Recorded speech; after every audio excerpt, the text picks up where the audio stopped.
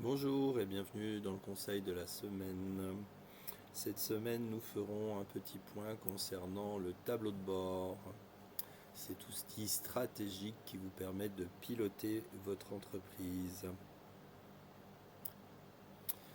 Le tableau de bord est un suivi de votre entreprise qui vous permet par des indicateurs ou KPI d'évaluer rapidement où vous en êtes, que ce soit en termes de santé et d'activité.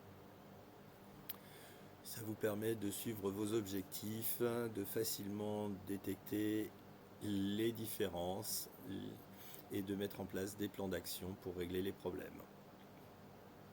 De manière à être simple, il est important qu'il soit clair et pertinent pour être efficace.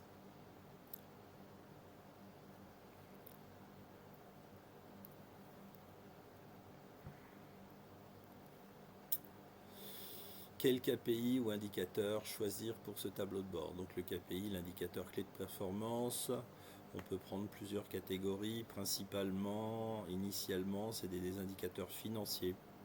Alors qu'on peut prendre marge, chiffre d'affaires, rentabilité, mais aussi en termes de vente et de résultats de vente, à savoir combien de nouveaux clients avez-vous eu, quel est votre taux de conversion entre un prospect et un client. Vous pouvez avoir des indicateurs RH, alors savoir quelle est l'évolution de votre personnel, ou des indicateurs marketing, ce qui devient de plus en plus important, évolution de votre trafic, votre taux d'engagement sur vos réseaux sociaux. Choisissez maximum 4 indicateurs, possible jusqu'à 10, mais évitez de surcharger. Et choisissez des indicateurs faciles à mettre à jour.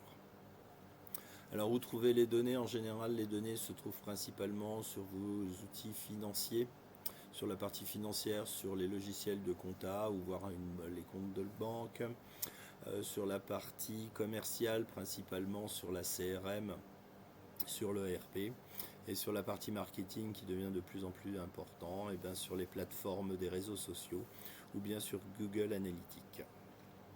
Il est vraiment important d'automatiser pour que les collectes soient uniformisées et justes à chaque fois. Comment structurer votre tableau de bord? D'abord, bien choisir l'outil sur lequel vous voulez travailler, quel qu'il soit, que ce soit du tableau Excel ou Google Sheet ou bien quelque chose de plus élaboré comme Zoho Analytics.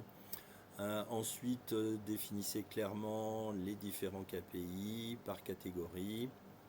Utilisez le graphique qui sera le plus clair pour mettre en avant les choses et mettre à jour de façon régulière, hebdomadaire, mensuelle, voire de temps en temps des points annuels sur le bilan. Mais respectez bien ces dates et ces délais.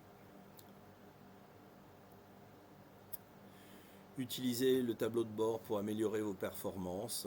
Il faut repérer justement les tendances, qui soient positives ou négatives, pour prendre des décisions pour faire face à ces tendances, qu'elles soient positives ou négatives, pour mettre plus d'énergie dans les domaines qui en ont le plus besoin.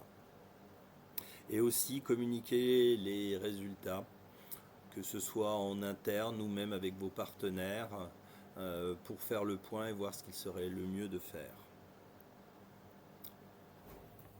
Gardez vos tableaux de bord à jour. On a vu la fréquence, donc trouvez quelque chose de simple pour éviter que vos indicateurs ne soient pas justes et corrects. Régulier, revue périodique. Lorsque vous avez décidé d'un indicateur toutes les semaines, il faut impérativement le faire toutes les semaines pour voir l'évolution.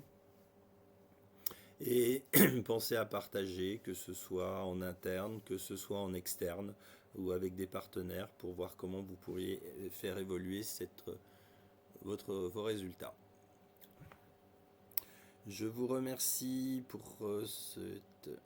d'avoir suivi mon petit conseil et je reste à votre disposition pour mettre en place vos propres KPI.